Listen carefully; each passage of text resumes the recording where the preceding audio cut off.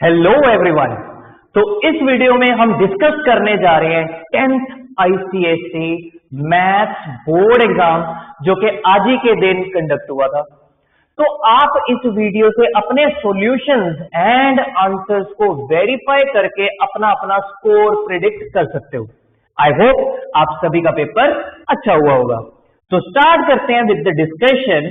So first question is, देखिए पहले question में 15 एमसीक्यूज और सबसे पहला एमसीक्यू इतना easy. What they are saying, कहते these four are in proportion. अगर ये प्रोपोर्शन में है तो इसका मतलब x plus 3/1 is equal to 3x minus 7 by -5। तो जैसे ही आप इसको सॉल्व करोगे you will easily get value of x, that is -1। तो answer is option A.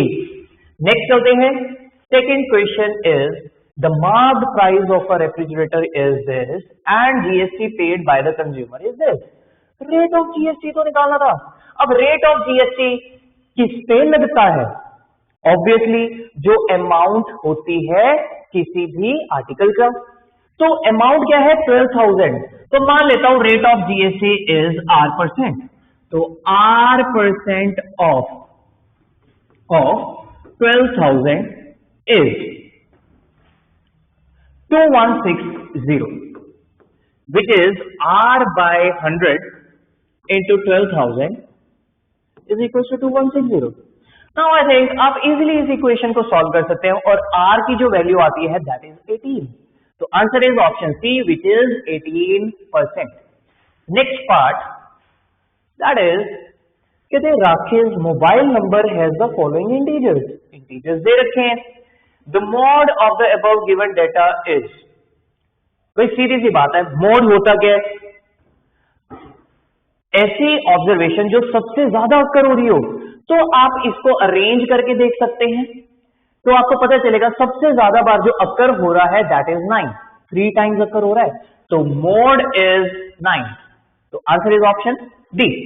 Next part, A and B opened a recurring deposit account in a bank which is paying simple interest at 9% per annum. A deposited 1,500 for 1 year and B deposited rupees 1,200 for 15 months. Sorry, मैंने year, हाँ बिल्कुल ठीक है, 1 year and B deposited 1,200 for 15 months.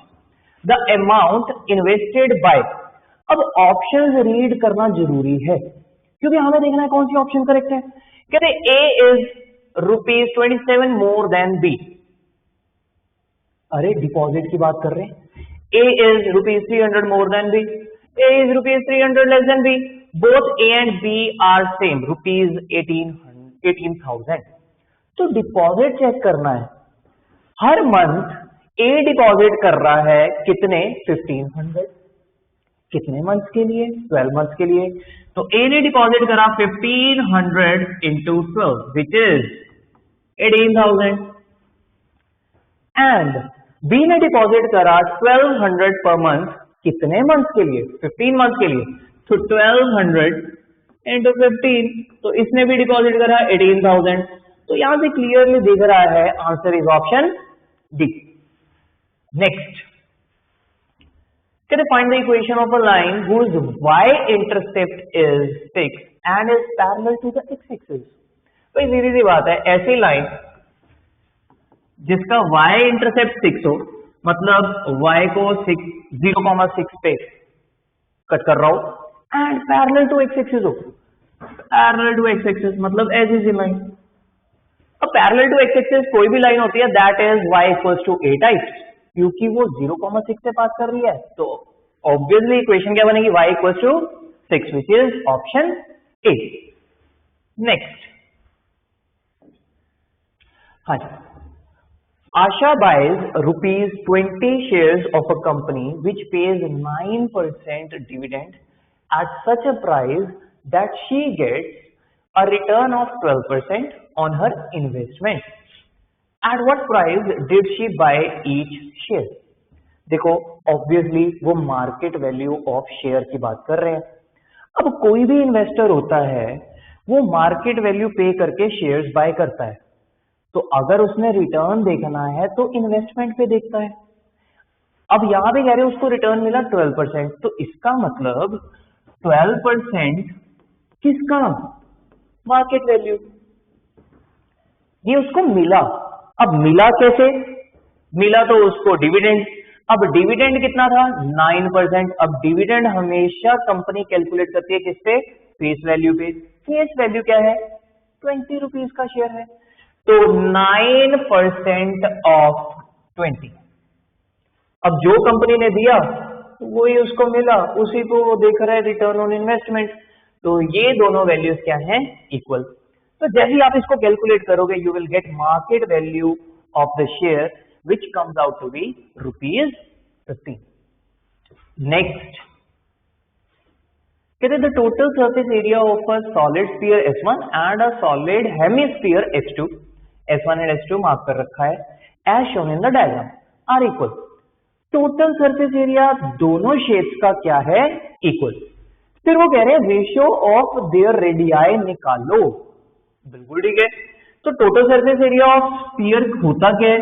That is 4πr², and hemisphere का total surface area which is 3π, अब उसका radius क्या है? Small r। ये दोनों इक्वल हैं। यहां से रेशियो निकालनी है r/r, तो निकाल लेंगे। r² इज 3π/4π, पाई से तो पाई कैंसिल आउट हो गया। तो यहां पे स्क्वायर्स की रेशियो आई है, तो रेडियाई की रेशियो क्या आएगी? √3:2। So answer is option C. Next कहते in the given diagram O is the centre of the circle and ABCD is a cyclic quadrilateral. If angle CDE is 65 degree then the value of x is. सारा कुछ diagram में mark कर रखा है, x की value निकालनी है। सीधी सी बात है, साइक्लिक क्वाड्रिलेटरल में एक्सटीरियर एंगल दे रखा है, ये किसके बराबर होता है? इंटीरियर ऑपोजिट एंगल, तो दिस एंगल इज 65 डिग्री। अब सेंटर पे x दे रखा है, सीधी सी बात है AC आर्क सेंटर पे बना रही है, AC आर्क सर्कमफ्रेंस पे बना रही है, तो सेंटर पे एंगल क्या होगा? डबल। तो 65 का डबल दैट इज 130 डिग्री। तो answer is option D. Next the nature of roots of quadratic equation these are. Nature of root पे क्वेश्चन है। नेचर ऑफ रूट हम निकाल सकते हैं किसके साथ? किसके साथ? डिस्क्रिमिनेंट के साथ। अब डिस्क्रिमिनेंट होता क्या है? b² minus 4ac। Values place करो, देखो ये क्या आता है? b इज -6, -6 का square 36, -4 into a into c, a is 3, c is -3, तो -4ac भी पॉजिटिव में आएगा। कितना आता है? That is 36। तो d तो आ गया जी 72। सीधी सी बात है। अब उन्होंने पूछा क्या? रियल एंड इक्वल, ये तो बिल्कुल भी नहीं होने वाला। फिर real, distinct and rational, real, distinct and irrational, इसमें चॉइस देखनी थी। नो रियल रूट्स तो ऑब्वियसली बिल्कुल नहीं है, डी पॉजिटिव है। तो इन दोनों में आपने ये देखना था वेदर रूट्स आर रैशनल और इरेशनल। अब रूट्स होते क्या है? -b plus minus root of d by 2a। अरे b एंड a तो रैशनल ही हैं, सारे के सारे कोएफिशिएंट्स रैशनल हैं।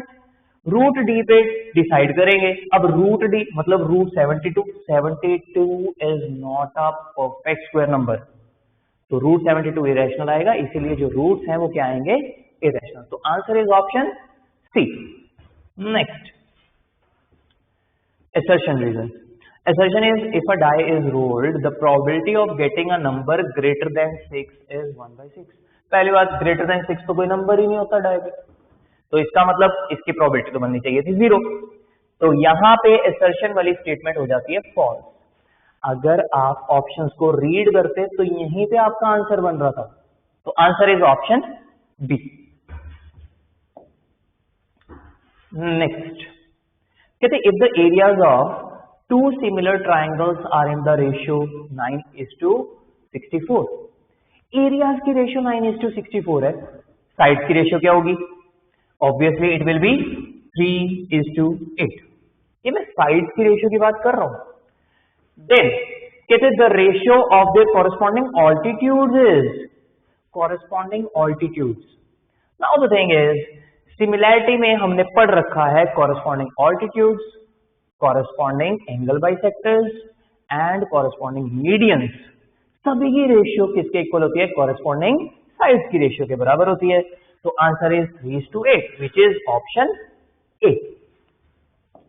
नेक्स्ट कहते what must be added to this so that the result is completely divisible by x + 2. What must be added, मैं मान लेता हूं से k ऐड करने पे ये जो न्यू पॉलिनोमियल बन के आया f of x,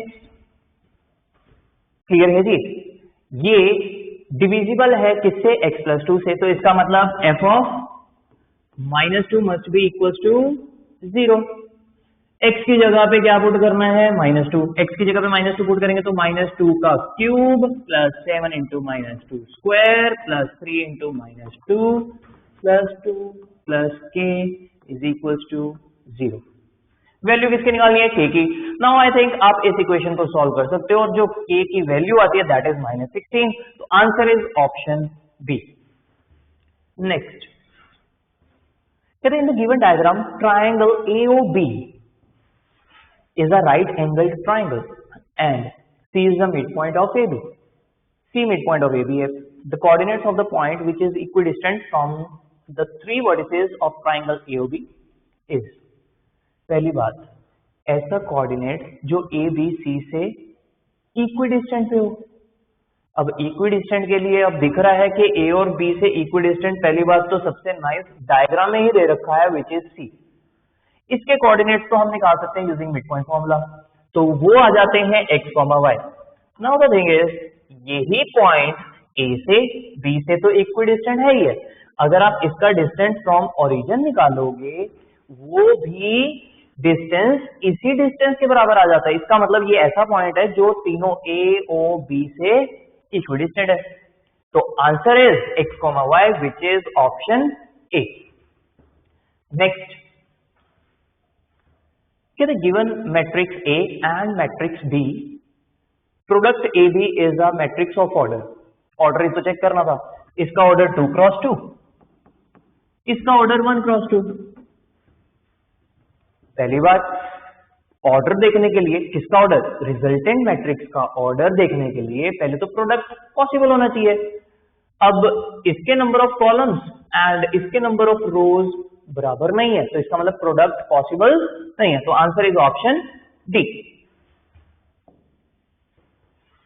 नेक्स्ट फिर से assertion reason. assertion is the ninth term of geometric progression. This is a positive term. पहली बात, assertion को अगर आप ध्यान से ही देख लो तो यहां पे दिख रहा है कि ऑड नंबर वाली टर्म्स पॉजिटिव है, तो नाइन्थ टर्म भी पॉजिटिव आएगी. चलिए जी, अब जीपी के थ्रू चलते हैं. assertion तो ट्रू है, वो तो क्लियर है. जीपी के थ्रू चलते हैं. नाइन्थ टर्म होगी क्या? a इंटू आर इसकी पावर 8. कॉमन रेशियो है क्या? 6 माइनस 12 -2 से मल्टीप्लाई कर रहे हैं, तो इसका मतलब common ratio is -2. Even power है नेगेटिव वैल्यू की, इवन पावर है तो मतलब वो पॉजिटिव बन जाएगा, तो ये पॉजिटिव तो है. तो assertion is true. Then reason, कहते the value of this is always positive. Obviously इसकी वैल्यू पॉजिटिव है, ऑलवेज पॉजिटिव, तो ऑब्वियसली होगा ही.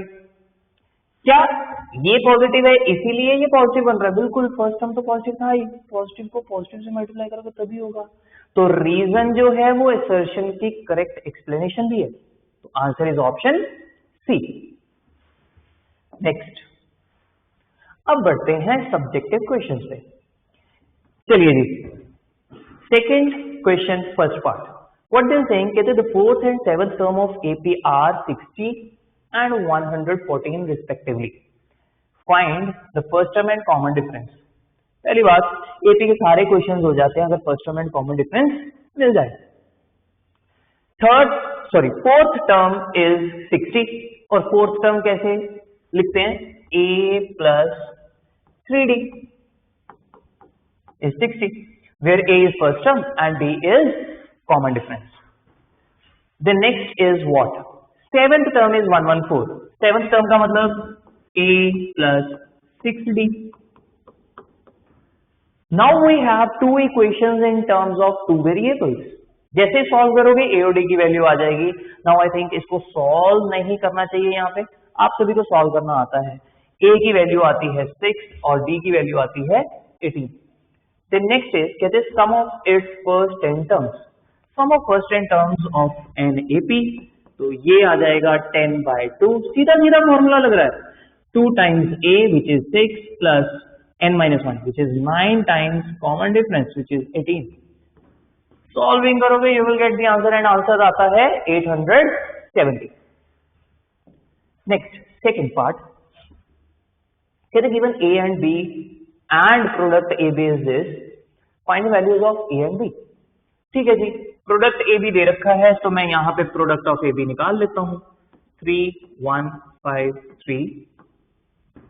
b is -1 a 3 -5 and this product is given to be b 7 4 5. Product करने पे आता क्या है देखते हैं. 3 into -1 1 into 3 तो ये तो आ गया 0. फिर 3a minus 5. Next one is -5 plus 9 4. 5a minus 15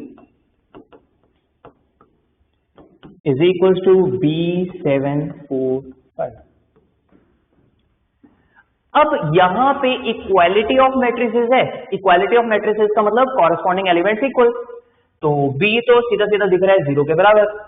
a की वैल्यू निकालनी है तो 3a minus 5 is equals to 7. यहां से a की वैल्यू क्या आ जाएगी 4. अब ध्यान से a को 4 यहां पे पुट करके चेक करते हैं क्या ये इक्वल है. बिल्कुल इक्वल आते हैं. तो answer is a equals to 4 and b equals to 0. Next हाँ जी, in the given diagram O is the center of the circle and the tangent DE touches the circle at B. If angle ADB is 32 degree, find the value of x and y. सीधी सी बात है. पहले एक angle पकड़ते हैं x.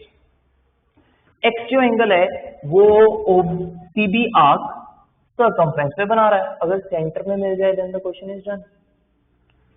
ये लो जी, ये वाला एंगल मिल जाए then the question is done. Now the thing is यहां पे बहुत अच्छी बात हुई. टेंजेंट एंड रेडियस पिक्चर में आ गए. तो टेंजेंट एंड रेडियस के बीच में जो एंगल होता है दैट इज 90 डिग्री. तो इसका मतलब using 32 and 90 angle sum property का यूज करते हुए ये एंगल हम निकाल सकते हैं विच इज 58. तो ये 58 डिग्री है. 58 डिग्री के कारण यहाँ पे एंगल हाफ हो जाएगा. तो x की वैल्यू आती है 29.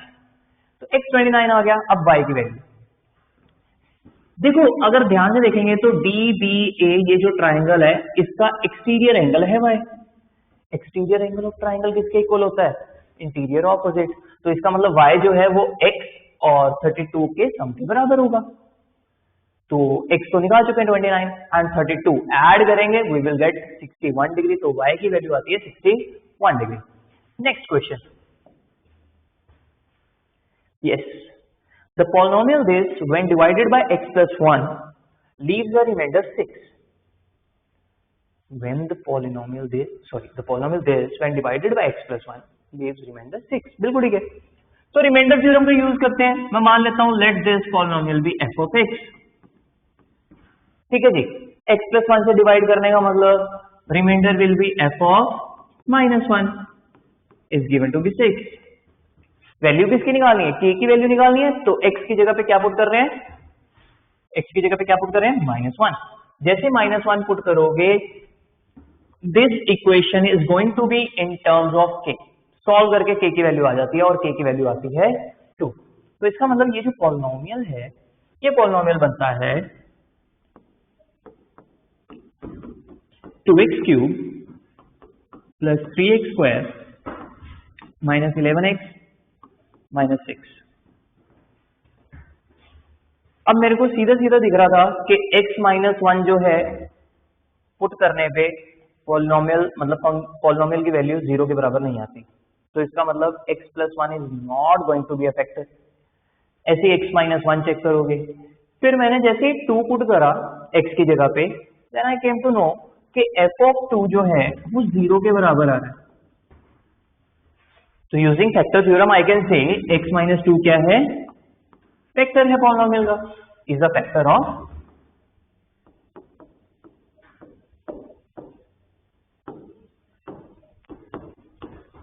अब बाकी के फैक्टर्स निकालने थे, क्योंकि हमें क्या बोला गया है, कहते using the value of a factorize completely the polynomial this, इसी पॉलिनोमियल को फैक्टराइज करना है।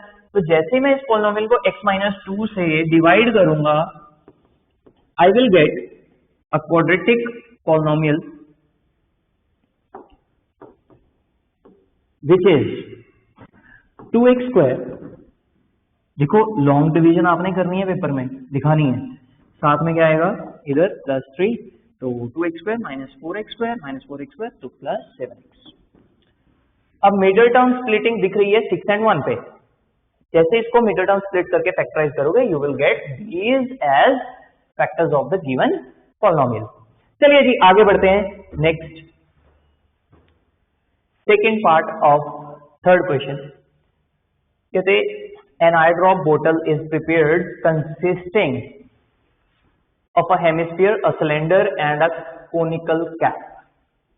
hemisphere, cylinder and conical cap। चलिए जी आगे, as shown in the given diagram, height of the cylindrical and conical parts are each equal to the diameter 7 centimeter। देखिए वो diameter बता रहा है और ये बता रहा है कि जो सिलेंड्रिकल पार्ट है इसकी हाइट डायमीटर के बराबर है, which is 7 centimetre. Conical part की भी हाइट 7 सेंटीमीटर है। चलिए जी, find the minimum height of the cylindrical box required to pack this बोतल। अब ऑब्वियसली इसको अगर आप पैक करना चाहते हो तो ऐसा तो बॉक्स लोगे जिसकी हाइट इसकी हाइट के बराबर हो, कम से कम इतनी तो हाइट होनी चाहिए। तो कितनी हाइट होनी चाहिए, 14 सेंटीमीटर। तो answer is 14 centimetre. Next part, कहते volume of the liquid medicine shaded in the बोतल, शेडेड पार्ट में है, give your answer to the nearest whole number. इस चीज को हमेशा ध्यान में रखना है, ये जो आंसर है नियरेस्ट होल नंबर में होना चाहिए। बच्चे क्या करते हैं, आंसर निकालते हैं नियरेस्ट होल नंबर में लिखते ही। तो मैं तो अपने स्टूडेंट्स को डायरेक्टली बोलता हूं, दोबारा से रिविजिट करो कि क्वेश्चन में क्या पूछ रखा है, उसके अकॉर्डिंग आंसर को कंक्लूड करो। चलिए जी, अब ऑब्वियसली शेडेड पार्ट क्या है, सिलेंड्रिकल पार्ट, बीच में से हेमिस्फीयर का वॉल्यूम सबट्रैक्ट हो गया। तो volume of cylinder which is pi r square h, तो पाई 7/2 उसका रेडियस है, 5 is 7 माइनस हेमिस्फीयर का volume 2/3 pi r cube, radius तो 7/2। जैसे इसको सॉल्व करोगे you will get it around 179 point something। तो जैसे उसको राउंड ऑफ करोगे नियरेस्ट होल नंबर में वो बनता है 180। तो आंसर है 180 सेंटीमीटर क्यूब। चलिए next third part of the question, use ruler and compass for the following construction. Construction का क्वेश्चन है, मैं आपको हिंट दे देता हूं। सबसे पहले वो क्या कह रहे हैं, कहते हैं construct an equilateral triangle ABC of side 5 centimetre. Now I think ये सभी को कंस्ट्रक्ट करना आता है कि 5 सेंटीमीटर यहाँ पे बनाया, 5 सेंटीमीटर पे आर्क लगाई, इधर से भी 5 सेंटीमीटर पे आर्क लगाई, तो वो आर्क जो है वो यहाँ पे आई, ये आ गया vertex A B C. Construction में स्टेप्स पूरे पूरे शो करने हैं।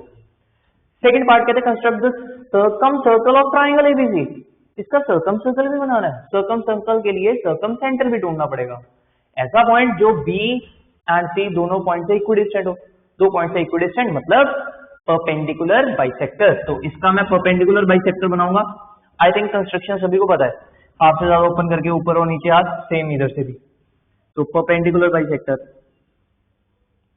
सिमिलरली ऐसा पॉइंट जो सी एंड ए दोनों पॉइंट से इक्विडिस्टेंट हो, मतलब एसी का भी परपेंडिकुलर बाइसेक्टर, तो वो कहीं इधर आ गया। तो इस पॉइंट को सेंटर मानते हुए इतना ओपन करके सर्कम सर्कल ड्रॉ कर देंगे, तो वो कुछ ऐसा आ गया। चलिए जी, सेकंड पार्ट तक तो डन। थर्ड कहते हैं जी construct the locus of points which are equidistant from A B and B C. दो साइड से इक्विडिस्टेंट, तो A B and B C, A B B C, तो दोनों साइड से इक्विडिस्टेंट मतलब इन दोनों साइड को कंटेन करने वाला, सॉरी ये दोनों साइड जो एंगल को कंटेन कर रही हैं उसका बाइसेक्टर बनाना है। तो एंगल बाइसेक्टर बनाया, यहां से और यहां से रखते हुए सेम ओपनिंग के साथ कट करा, तो वो इससे ही पास करेगा। क्लियर है जी? दिखता है क्योंकि इक्विलेटरल ट्राइंगल है तो सिमेट्रिकल फिगर है। चलिए जी, then what they are saying, कहते mark the point where the circum circle and locus meet as D. तो ये जो पॉइंट है इसको मार्क कर दिया डी। कहते give the geometrical name of the quadrilateral ABCD. पहली बात इसको कंप्लीट करो। चलिए जी, ये जो क्वाड्रिलेटरल है ये साइक्लिक क्वाड्रिलेटरल तो है, साथ में क्योंकि ये सिमेट्रिकल फिगर है सभी को दिखना चाहिए कि ये जो क्वाड्रिलेटरल बनता है ये क्या बनता है, काइट। साइक्लिक क्वाड्रिलेटरल भी है, काइट भी है। क्लियर? चलिए जी, next, prove that secant theta minus cos theta, cosecant theta minus sine theta, इन दोनों का प्रोडक्ट किसके बराबर, sine theta into cos theta. I think trigonometry में सबसे इजी प्रूविंग आई। देखो जी, secant theta is what, 1 by cos theta. ऐसा मैं इसलिए कर रहा हूं, दिख रहा है कि लेफ्ट हैंड साइड को sign theta into cos theta में बनाना है, तो साइन एंड कॉस में चेंज कर देते हैं। तो यहां पे दिस इंटू दिस, ये है लेफ्ट हैंड साइड में। जैसे ही आप एलसीएम लोगे कॉस थीटा, न्यूमिनेटर में क्या बनता है, 1 minus cos square theta which is sine square theta. Steps आपको पूरे दिखाने हैं तो मैंने यहां पे डायरेक्टली लिख दिया। यहां पे जैसे ही आप एलसीएम लोगे साइन थीटा, ऊपर क्या बनेगा, 1 minus sine square theta which is cos square theta. तो इन दोनों का प्रोडक्ट, कॉस थीटा यहाँ पे कॉस स्क्वायर है, साइन थीटा यहाँ पे साइन स्क्वायर है, तो प्रोडक्ट किसके बराबर आ गया, sine theta into cos theta. चलिए जी, नेक्स्ट फोर्थ का सेकेंड पार्ट। कहते the cost price of a TV set is this, the shopkeeper marked it for 24,000, he sells it to a customer at a discount of 10%। पहली बात 10% का discount दे रहा है, किस पे, मार्क प्राइस। ऑब्वियसली डिस्काउंट किस पे मिलता है, मार्क प्राइस पे। If the sale is intrastate and the rate of GST is 12%, find discounted price of the TV set. Discounted price ढूंढना था, 10% किस पे दे रहा है डिस्काउंट, 24,000 पे। 24,000 का 10% बनता है 2400। जैसे ही 24,000 में से 2400 सब्ट्रैक्ट करोगे, you will get discounted price of the article which is TV set, तो वो आ जाता है ₹21,600। चलिए जी, अब अगर वो 21,600 पे बाय कर रहा है, नेक्स्ट क्या कहते amount paid by the customer to clear the bill. अब बिल में क्या होगा, आर्टिकल का प्राइस होगा, साथ में जीएसटी लगी होगी, तो आर्टिकल का प्राइस तो है 21,600। अब इसी पे वो जीएसटी भी पे करेगा। जीएसटी कितनी लग रही है, 12% प्लस 12% ऑफ 21,600। जैसे ही आप इसको कैलकुलेट करोगे, you will get the final amount which is ₹24,192। Clear है जी? चलिए जी, आगे बढ़ते हैं। थर्ड पार्ट कहते हैं in the given diagram DE is parallel to BC। Diagram में शो भी कर रखा है, AD is to DB, this is to this is 2:3। अगर मैं इसको 2 के लूं तो ये 3 के। चलिए जी, what they are saying, कहते prove that triangle ADE is similar to ABC। अरे इसमें प्रूव करने के लिए दिख तो रहा है एंगल A तो दोनों में common. What can you say about angle D and angle B?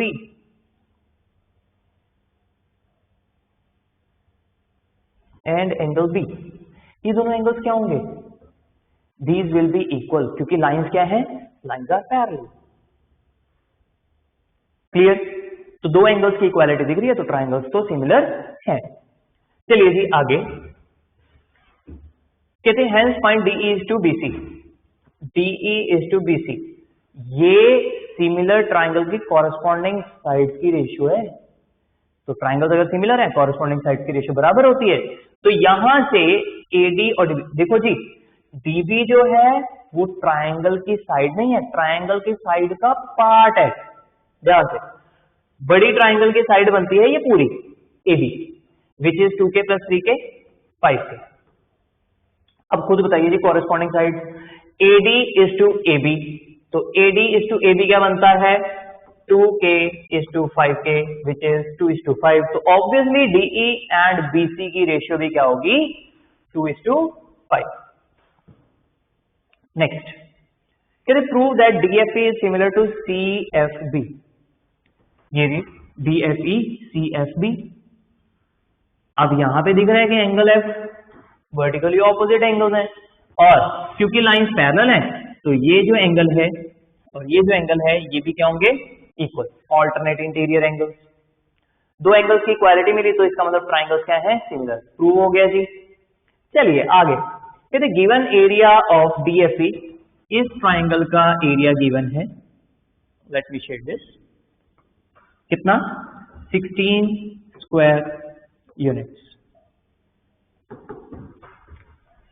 कहते find the area of CFB, similar triangle के एरिया से जा रहा है, तो हमने पढ़ रखा है एरिया की रेशियो किसके बराबर होती है, सिमिलर ट्राइंगल के एरिया की रेशियो, यस 16। और मैं मान लेता हूं कि ये जो ट्राइंगल है इसका एरिया है से x, तो 16:x, एरियाज की रेशियो किसके बराबर, कॉरेस्पॉन्डिंग साइड की रेशियो का स्क्वायर।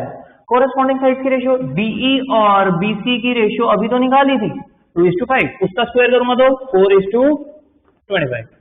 तो आप इजीली यहां से x की वैल्यू निकाल सकते हो, और x की वैल्यू क्या आती है 100। तो finally area of CFB is 100 square units. Next,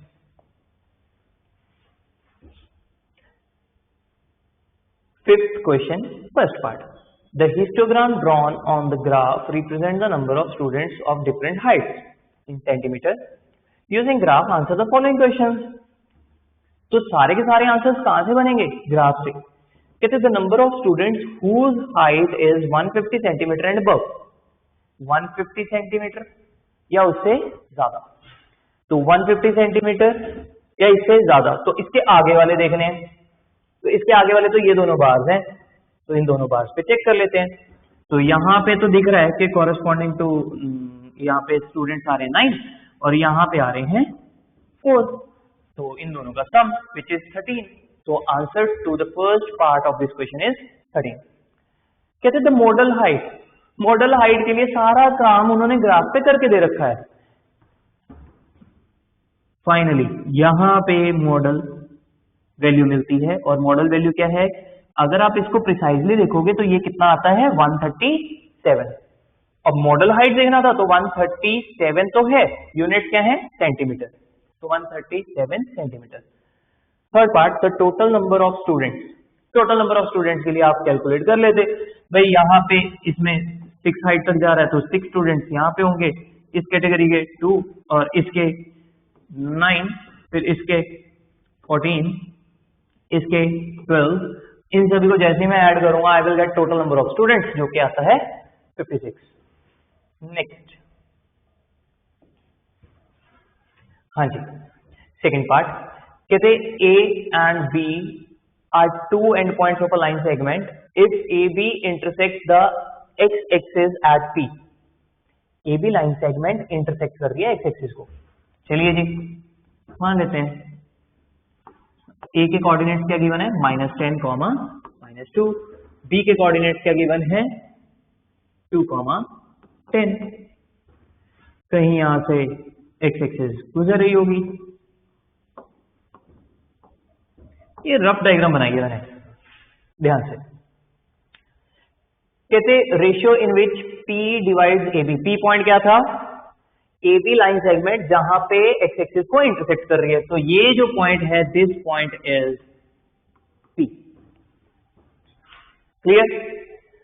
अब देखो क्योंकि जो पॉइंट P है वो एक्स एक्सिस के ऊपर लाई कर रहा है, इट इज क्लियरली कि जो P के कोऑर्डिनेट्स होंगे वो x, 0 टाइप के होंगे। क्लियर।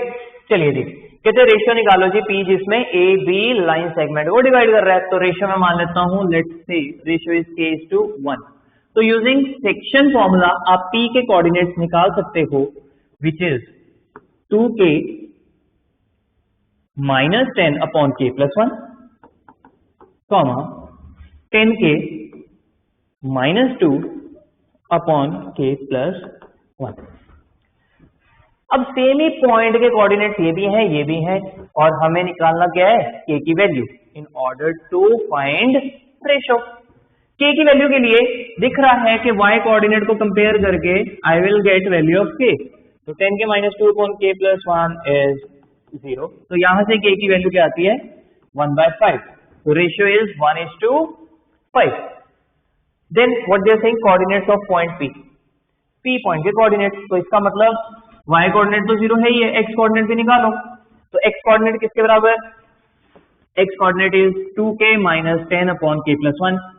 जैसे आप k की वैल्यू पुट करोगे 1/5, सिंप्लीफाई करके you will get the value of x as -8। तो पॉइंट p के कोऑर्डिनेट्स क्या है, -8, 0। नेक्स्ट थर्ड पार्ट, कहते solve the quadratic equation this and give your answer correct to 3 significant figures. Use mathematical tables for this question if necessary. तो obviously आपको √77 की value वहां से निकालनी थी, जो कि मैंने यहाँ पे लिख रखी है। अब 3 सिग्निफिकेंट फिगर्स ध्यान में रखना कि आंसर जो है वो 3 सिग्निफिकेंट फिगर्स में आना चाहिए। चलिए जी, सबसे पहले तो इसको सॉल्व करते हैं। तो ये है x - 2 का होल स्क्वायर, तो x² - 4x + 4 - 5x - 3 = 0।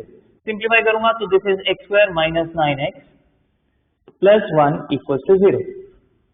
तो क्वाड्रेटिक फॉर्मूला लगाते हैं। तो x आया -(-9) विच इज 9 ± रूट ऑफ, अब डिस्क्रिमिनेंट तो आएगा 77/2a विच इज 2। तो जैसे ही आप इसकी वैल्यू पुट करोगे, इसको सिंप्लीफाई करोगे, after rounding it of you will get value of x as 8.89 and 0.113। ध्यान से 3 सिग्निफिकेंट फिगर्स में होना चाहिए। क्लियर? चलिए जी, next 6th question, first part. कहते Kabir bought 120 shares of a company with nominal value ₹100 available at a premium of ₹25। कहते find the money invested by Kabir in buying these shares। अब obviously premium पे bye कर रहा है और वो भी 25 रुपीज का प्रीमियम। ऐसा शेयर जिसकी नॉमिनल वैल्यू गिवन है 100, तो उसको मार्केट वैल्यू कितनी मिल रही होगी, दैट इज 125। इन्वेस्टमेंट की बात कर रहे हैं, तो इन्वेस्टमेंट 120 शेयर खरीद रहा है और एक शेयर 125 का है, तो इंटू 125, तो दिस अमाउंट्स टू 15,000 रुपीज। चलिए जी, सेकेंड पार्ट। कहते the rate of dividend if he received rupees this as dividend from these shares after 1 year। Rate of dividend तो पूछा है, रेट ऑफ डिविडेंड हम निकाल सकते हैं। तो से R is the rate of dividend, तो R% उसको मिलेगा। अब डिविडेंड हमेशा कंपनी प्रोवाइड करती है नॉमिनल वैल्यू पे, इतना मिल रहा होगा एक शेयर के पीछे, और शेयर कितने हैं 120, एंड इन टोटल उसको कितने मिले, इफ ही रिसीव्ड 1080। चलिए जी, ये डिविडेंड बना, इसको सॉल्व करो and get the value of r, और आर की वैल्यू क्या आती है 9%। Next part, his rate of return. Rate of return हमेशा देखी जाती है इन्वेस्टमेंट पे। क्लियर है जी? तो मैं मान लेता हूं उसको x% रेट ऑफ रिटर्न है, तो x% किसका, market value. Market value is 125। ये मैं एक ही शेयर पे कैलकुलेट कर रहा हूं। आप 120 शेयर के लिए कैलकुलेट करो या एक शेयर के लिए कैलकुलेट करो, इट रिमेन्स सेम। तो this is equal to what, r की वैल्यू क्योंकि 9 आई थी, तो 9% कंपनी तो डिविडेंड पे कर रही है, 9% ऑफ व्हाट 100। एक ही शेयर पे कैलकुलेट कर रहे हैं, तो यहां से x की वैल्यू क्या आती है चेक कर लो।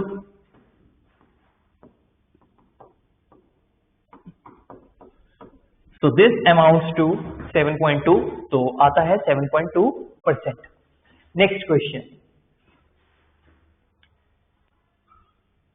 सेकेंड पार्ट जो था ये आपने मीन निकालना है। ध्यान से बच्चे इस चीज को इग्नोर करते हैं, यूजिंग स्टेप डेविएशन मेथड।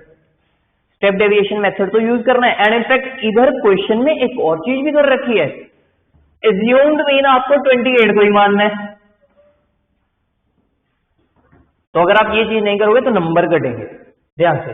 तो यहां पे मैंने सारा कुछ सॉल्व कर रखा है, क्लास इंटरवल्स, फिर फ्रीक्वेंसी, ऑब्वियसली हम फिर क्लास इंटरवल के मिड वैल्यूज लिखते हैं। तो एक्सरसाइज आ गए, क्योंकि हम स्टेप डेविएशन से कर रहे हैं तो डीआई भी चाहिए, यूआई भी चाहिए, तो डीआई और यूआई दोनों निकाल रखे हैं। फिर उसके बाद एफआई यूआई। अब मीन का फॉर्मूला तो आता ही है, A plus summation FI UI upon summation FI into H. तो ए तो ऑब्वियसली 28 को ही मानना था, तो 28 को ए कंसीडर करते हुए मैंने सारी सॉल्विंग कर रखी है। आप अपनी सॉल्विंग को चेक कर सकते हो। क्लियर है जी? चलिए जी, तो फाइनली जो मीन आता है of the given data is 26.24। Next,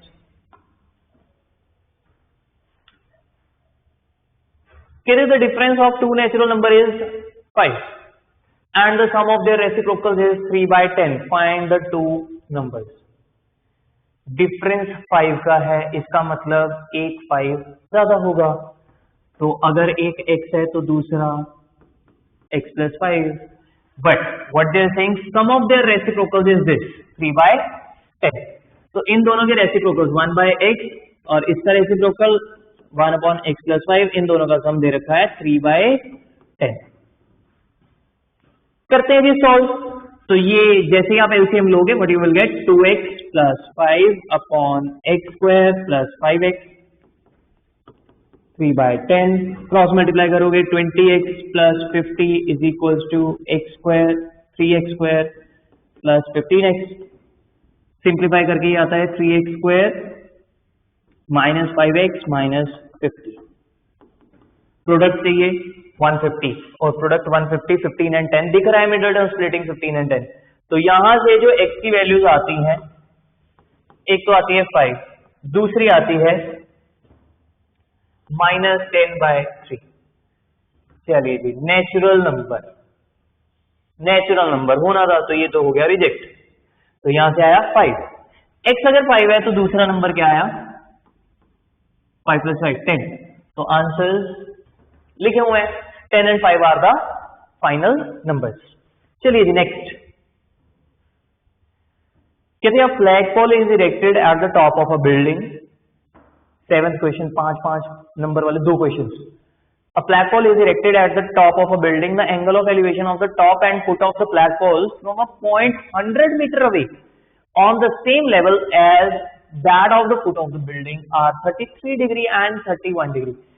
ये स्टैंडर्ड एंगल्स मतलब स्पेसिफिक एंगल्स नहीं है, इन पे वैल्यू हमें याद नहीं होती। ऑब्वियसली यहां पे हमें टेबल का यूज करना है। Find the height of the flagpole. आगे देखो, give your answer correct to the nearest metre. फिर से correct to the nearest metre, ध्यान से। चलिए जी, अब फ्लैगपोल की लेंथ निकालनी थी। फ्लैगपोल तो है डीसी, तो हम दोनों राइट ट्राइंगल्स का यूज करेंगे डीबीए। तो डीबीए में DB by AB which is 100 equals to 10 of 33 degree. तो यहां से डीबी की वैल्यू क्या आ जाती है? डीबी की वैल्यू आती है 64.94 मीटर्स। सिमिलरली सीबीए ट्राइंगल में CB by AB which is 100 is equals to tangent of 31 degree. Obviously tangent of 31 degree and tangent of 33 degree, इसकी वैल्यूज आप टेबल से निकालोगे। तो सीबी की लेंथ आ जाती है 60.09 मीटर्स। अब फ्लैगपोल की लेंथ क्या होगी? इन दोनों डिस्टेंसेस का डिफरेंस। तो डिफरेंस क्या आता है? 4.85। अब क्योंकि नियरेस्ट मीटर में देना था, तो जैसे ही राउंड ऑफ करोगे it will be 5 metres. Next,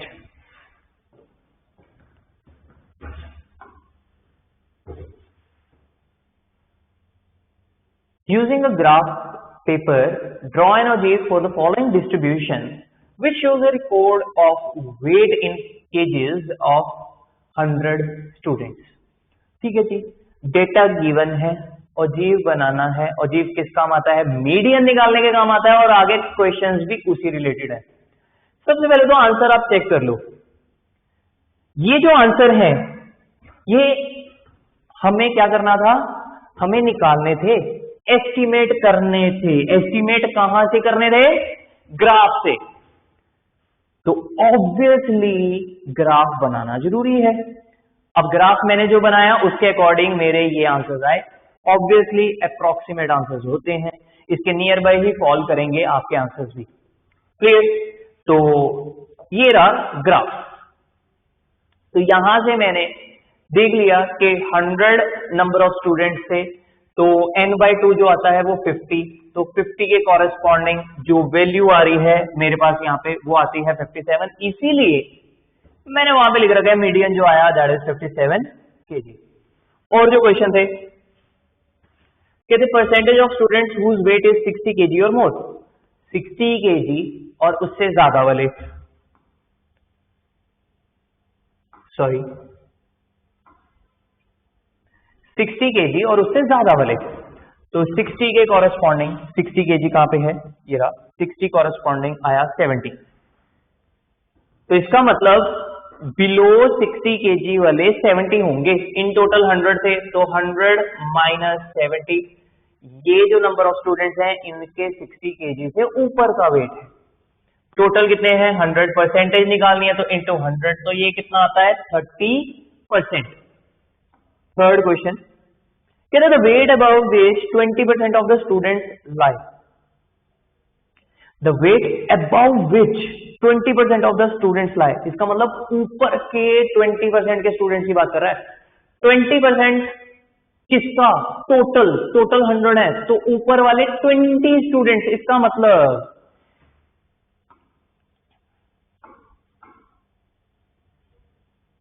80 से अबव, 80 से अबव देख रहा हूं. तो इस इधर मेरे पास जो ग्राफ पे आया दैट इज 64, इसीलिए मैंने आंसर वहां पे दे रखा है 64 kg. तो इसका मतलब जो ऊपर के 20% स्टूडेंट्स हैं उनका वेट 64 kg से ऊपर है. चलिए जी नेक्स्ट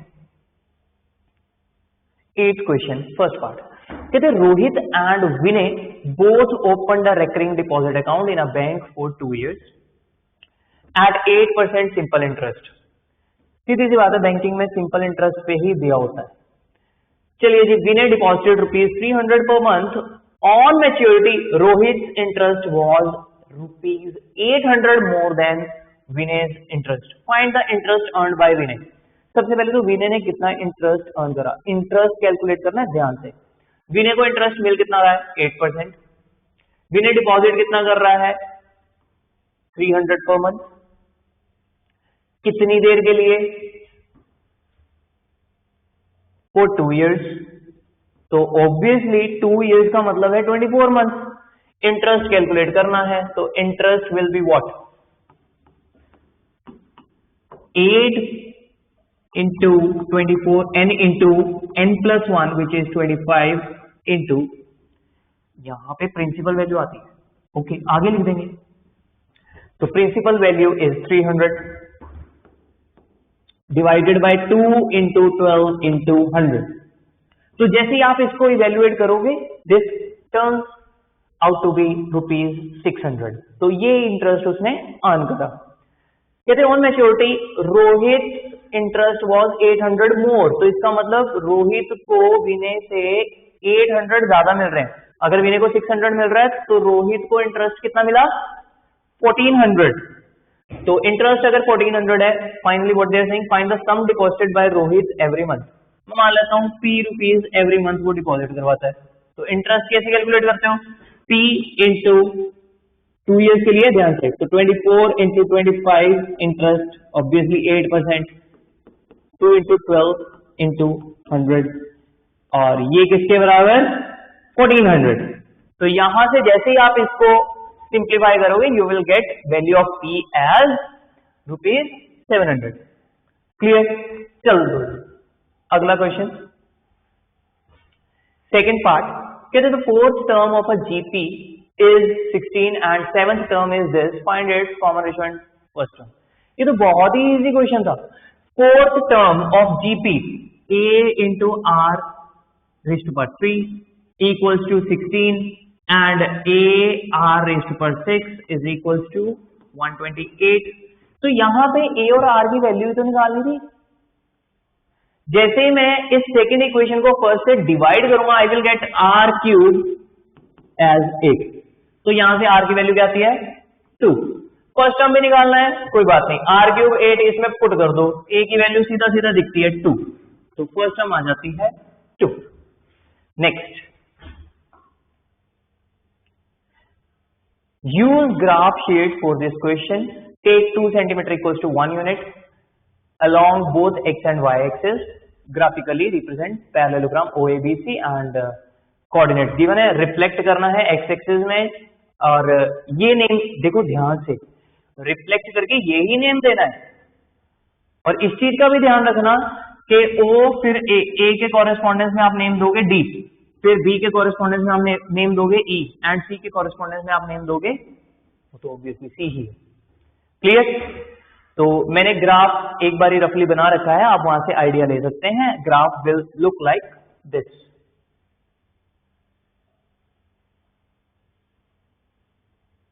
इज दिस क्लियर? चलो जी आगे बढ़ते हैं। Next is 9th question, first part. Can you solve the following in equation? Write the solution set and represent it on the real number line. इसको सॉल्व करने के लिए दिख रहा है कि -1 फिर less than 2x -3/3 -x/5 less than equal to 1। इसको सॉल्व करने के लिए सेपरेट करने की जरूरत नहीं है, क्योंकि x वाली जो भी टर्म है वो बीच में है। तो अब यहां पे या तो मैं एलसीएम लूं, मेरे को देखिए इसका एलसीएम आएगा 15, तो मैं 15 से मल्टीप्लाई कर देता हूं। देखो जी, पॉजिटिव नंबर से मल्टीप्लाई करोगे इनइक्वालिटी में साइन चेंज नहीं होते, तो ये बन जाएगा -15 लेस देन 15 से मल्टीप्लाई करोगे 5 से मल्टीप्लाई होगा, ये ध्यान से, तो ये आ गया 10x -15, क्योंकि ये यहाँ पे डिनोमिनेटर में 5 है, 15 से मल्टीप्लाई कर रहे हो तो 3 से मल्टीप्लाई होगा, तो -3x less than equal to 15। अब x की वैल्यू निकालनी है, तो हियर इट इज 7x, -15 था तो 15 ऐड करोगे, साइन ऑफ इनइक्वालिटी चेंज नहीं होगा, 15 ऐड करा तो ये बन गया 0, यहाँ पे 15 ऐड करा ये बन गया 30। 7 से डिवाइड करो जी, पॉजिटिव नंबर से डिवाइड कर रहे हो, साइन ऑफ इनइक्वालिटी चेंज नहीं होगी, तो 0 less than x less than equal to 30/7। और यही मैंने सॉल्यूशन में मतलब फाइनल आंसर में लिख रखा है। क्लियर? नंबर लाइन पे रिप्रेजेंट करने का मैंने यहाँ पे रफली आपको आइडिया दे दिया है कि 0 30/7 इसके कॉरेस्पॉन्डिंग आप ऐसे मार्क करोगे। क्लियर? चलिए जी नेक्स्ट क्वेश्चन, सेकेंड पार्ट। कहते हैं using the following graph and answer the given question. Okay जी, ग्राफ यहां पे बना हुआ है। कहते write the coordinates of A B and C. देखो जी, ग्राफ से सीधा कोऑर्डिनेट्स लिखने हैं पॉइंट के, वो आई थिंक आप सभी लिख सकते हो, और मैंने यहाँ पे लिखा भी हुआ है, आप चेक भी कर सकते हो। फिर फाइनली सेकंड में क्या कह रहे हैं, सेकंड पार्ट में कहते हैं find the equation of a line passing through the mid point of AC. AC का मिड पॉइंट ए के कोऑर्डिनेट्स क्या है 4,8 और सी के कोऑर्डिनेट्स क्या है 6,2। यूजिंग मिड पॉइंट फॉर्मूला इसका मिड पॉइंट बनता है 5,5। Find the equation of a line passing through the mid point of AC and parallel to AB. AB के पैरेलल लाइंस की स्लोप क्या होती है इक्वल, तो एबी का स्लोप सबसे पहले स्लोप निकालते हैं। बी के कोऑर्डिनेट्स क्या है -1,2, तो इसकी स्लोप क्या आएगी, slope of AB is 8 - 2/4 -1 which is 4 + 1, तो ये आता है 6/5। तो ऑब्वियसली जो रिक्वायर्ड लाइन है उसकी स्लोप क्या आएगी 6/5, and this line is passing through this point, तो इसकी equation using point slope form it will be y - 5 = 6/5 times x - 5। Simplify करो and you will get the equation जो कि यहां पे मैंने ऑलरेडी आंसर में लिख रखी है। नेक्स्ट थर्ड पार्ट कहते a solid wooden toy is prepared by joining a cone and a cylinder and a sphere as shown in the given diagram. कहते the radius of each of the three solid is 7 cm and height of each of cone and cylinder is 24 cm. Find the total surface area of the given solid. पहली बात total surface area, मेरे को तो diagram बहुत अच्छी लगी क्योंकि इसमें तीनों में कोई भी एरिया कट नहीं हो रहा, मतलब तीनों की तीनों फिगर्स के टोटल सरफेस एरिया से यूज हो रहे हैं। सबसे पहले कौन का टोटल सरफेस एरिया क्या होता है, that is pi r into r plus l. फिर सिलेंडर का total surface area 2 pi, radius same है, r into r plus h, plus फिर स्फीयर का total surface area 4 pi r square. Clear? Then next देखिए यहां पे radius given है, height given है, बट कोन की स्लांट हाइट गिवन नहीं है। तो स्लांट हाइट आप इजीली निकाल सकते हो यूजिंग पाइथागोरस और वो आ जाती है 25 सेंटीमीटर। तो जैसे ही आप वैल्यूज प्लेस करोगे you will getting answer as this which is 2684 centimetre square. तो टोटल सरफेस एरिया आ गया फिगर का। फिर नेक्स्ट पार्ट में क्या कह रहे हैं, कहते हैं the cost of painting the total surface area at the rate of this, मतलब ₹0.5 पर सेंटीमीटर स्क्वायर। कॉस्ट निकालनी है, ₹0.5 है चार्ज, तो ऑब्वियसली इसका हाफ, मतलब इसको 1/2 से मल्टीप्लाई करूंगा, I will get this as the final answer. तो ₹1342। Next, so finally coming to the last question and its first part is this, कहते if x is equals to this find x by a। तो obviously यहाँ पे a multiply हो रहा है, इसकी side change करूंगा तो वो डिवाइड होगा, तो x by a सीधा आ गया यहाँ से 5b by a minus b। First part तो डन है।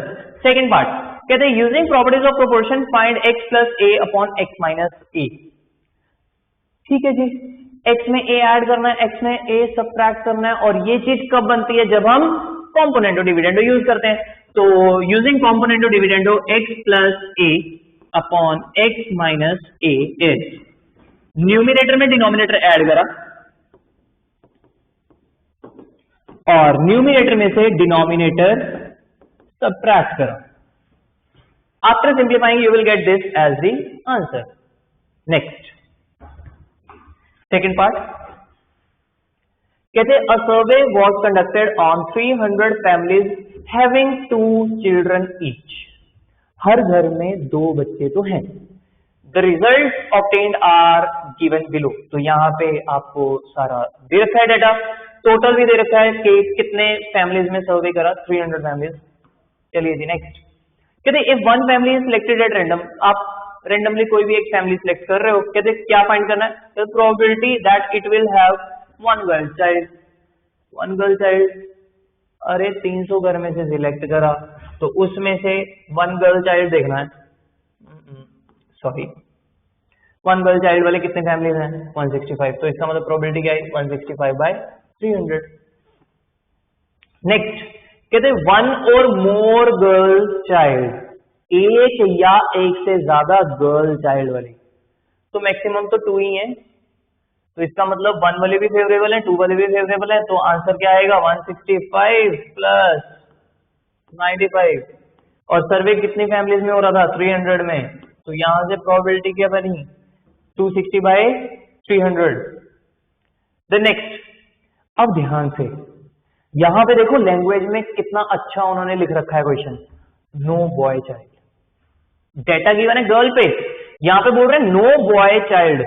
अगर किसी बच्चे की गड़बड़ होगी तो व्हाट आई थिंक कि इस पार्ट में गड़बड़ होने के चांसेस हैं। नो बॉय चाइल्ड मतलब एक भी लड़का नहीं, मतलब दोनों की दोनों लड़कियां।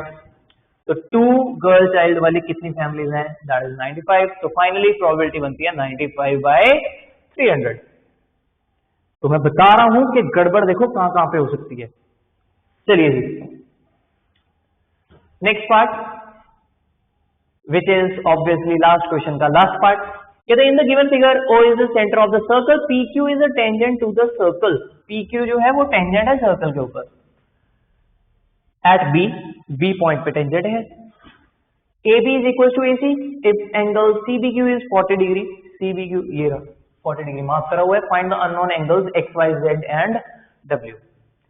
चलिए जी, मेरे को देखो इस डायग्राम में बहुत ही अच्छी चीज क्या लगी, टेंजेंट एंड कॉर्ड के बीच में एंगल बना दिया। टेंजेंट एंड कॉर्ड के बीच में जो एंगल बनता है वो कहां पे बनता है, ऑल्टरनेट सेगमेंट में।